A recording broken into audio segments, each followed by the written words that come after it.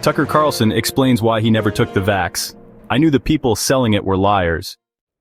Tucker Carlson has finally revealed why he refused the COVID-19 vaccine, not just for himself, but for his entire family, during a recent podcast appearance, where he spoke candidly about why he knew the people pushing the vaccine were lying. The behavior of the people selling me that vaccine was so transparently dishonest, said Carlson. I didn't know that the vax wouldn't work, which it didn't, of course. I didn't know that it would cause harm, which it did. But I did know that the people selling it were liars. Like, I knew that instantly. And I know some of them, but I could just tell by their behavior that they're lying. But it gets more nefarious. Hey, let everyone know in the comments what you Homo sapiens and off-world aliens think. And subscribe, like, share, do a cartwheel for fast-to-the-point news and information daily. Now back to our story, kids. And I was like, I don't know what this is. No one in my family is getting this, period. Like, I figured that out the first day. I felt something was wrong so strongly, and I just obeyed my instincts. And I think that works.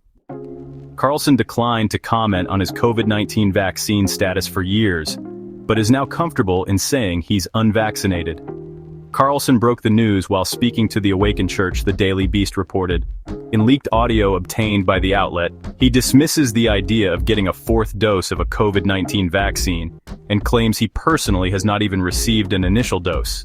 Yeah, I don't think so, he says. No, I skipped the first 3, I'm not getting that one either. Carlson's remarks received enthusiastic applause. According to the New York Times, Fox News required office workers in New York City to show proof they have received at least 1 dose of a COVID-19 vaccine by the end of last year. On his show, Carlson has been critical of COVID-19 vaccine mandates, and last April, Dr. Anthony Fauci criticized him for floating the idea that vaccines don't work.